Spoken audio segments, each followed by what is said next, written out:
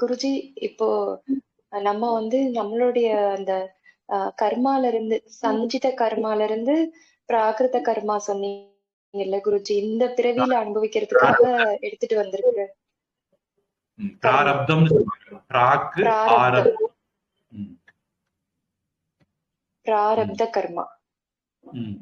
இப்போ இந்த பிறவியில நம்ம நல்ல பக்தி பண்ணி நம்ம மோட்சம் அடைஞ்சிட்டோம் அப்படின்னா நம்ம சஞ்சித கர்மா என்ன ஆகும் குருஜி? கர்மங்கள் எப்பயுமே அழியாதுன்னு சொல்றாங்களே, அப்போ அந்த கர்மா என்ன ஆகும்? பூர்வ மீமாம்சகர்கள் மாதிரிப்பட்ட சில பேர், நிறைய வெரைட்டி இருக்காங்க. சில பேர் அப்படி கர்மங்கள் அழியாதுன்னு நினைக்கிறாங்க. நாம பிராரப்தம் மட்டும்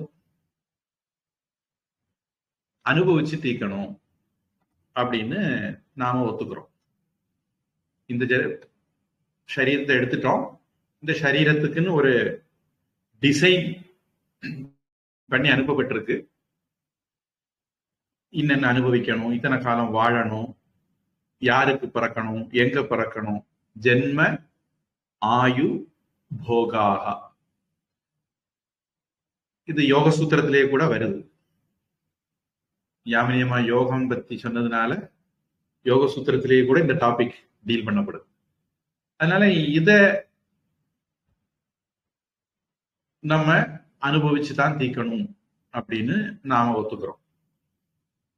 ஆனா இந்த ஜென்மத்துல நாம செய்யக்கூடிய செயலுக்கு பாவ புண்ணியம் வரணுமா அப்படின்னா, ஞானிகளுக்கு அவருடைய செயலால பாவ புண்ணியங்கள் வராது.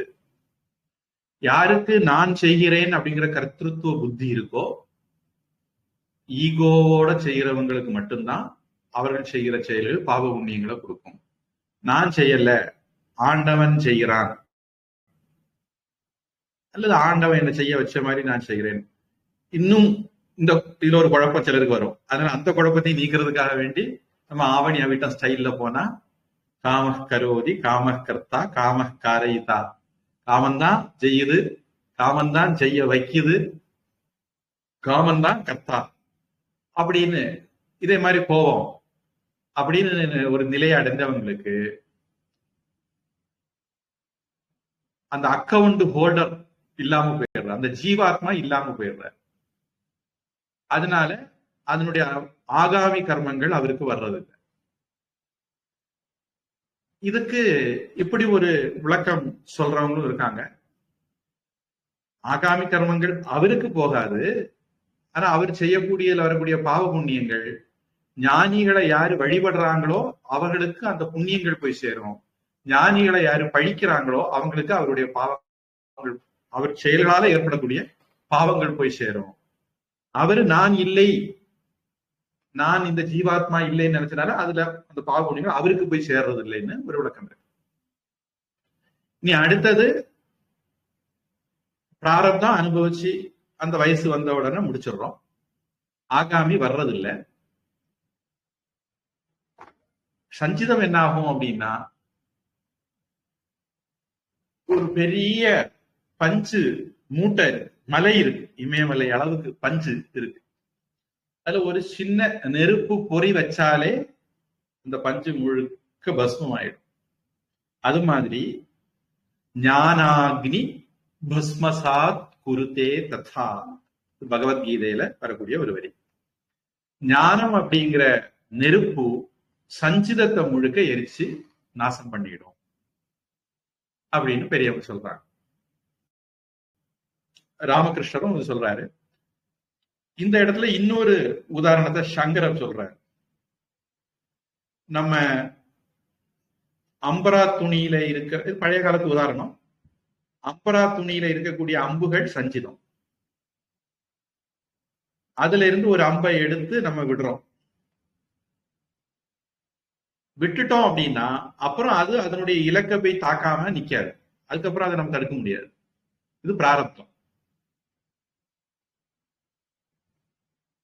அப்படிங்கிற மாதிரி சஞ்சிதத்துக்கும் பிராரப்தத்துக்கும் ஒரு உதாரணம் ஆதிசங்கரர் சொல்லுவார். ஞானிகளுடைய ஞானத்தினால அவருக்கு எப்ப அவருக்கு நான் அப்படிங்கிற உணர்வு போயிட்டு, ஒரு உதாரணம், நவீன உதாரணம் சொல்றதா இருந்தா, இப்ப பேங்க்ல உங்க பேர்ல டெபாசிட் பணம் இருக்கு, ஒரு 50,000 கோடி பணம் டெபாசிட்ல இருக்கு. பால்டாயில் பேர்ல இருக்கு, சவுதி அரேபியால கொண்டு பதுக்கி வச்சிருக்கு. பால்டாயில் மண்டையை போட்டார். அப்போ பால்டாயில் பேர்ல இருக்கிற அந்த 50,000 கோடி என்ன ஆகும்?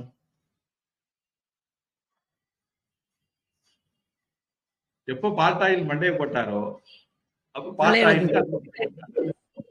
அது மாதிரி போகாது.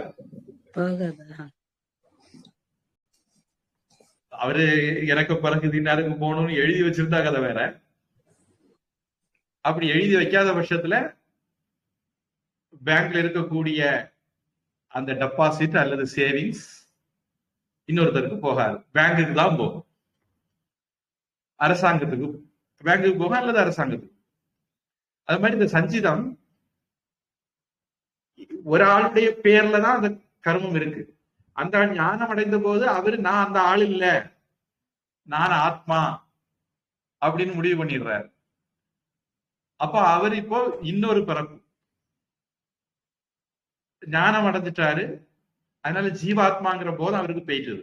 இந்த சஞ்சித கர்மம் முழுக்க ஜீவாத்மா பேர்ல தான் இருந்தது, ஆத்மா பேர்ல இல்ல. ஆத்மாவுக்கு கர்மம் கிடையாது. ஜீவாத்மா போதம், ஜீவாத்மாங்கிற உணர்வு எப்ப அழிஞ்சிட்டதோ அப்ப அந்த சஞ்சிதமும் அழிஞ்சிரும். அதுக்கு உதாரணம் தான் பஞ்சுமலை நெருப்பு பொறியால அழிகிறது அப்படிங்கிறத சொல்லும். அதனால சஞ்சிதம் ஞானத்தினால அழிஞ்சிரும் அப்படிங்கிறது வேதாந்தம்.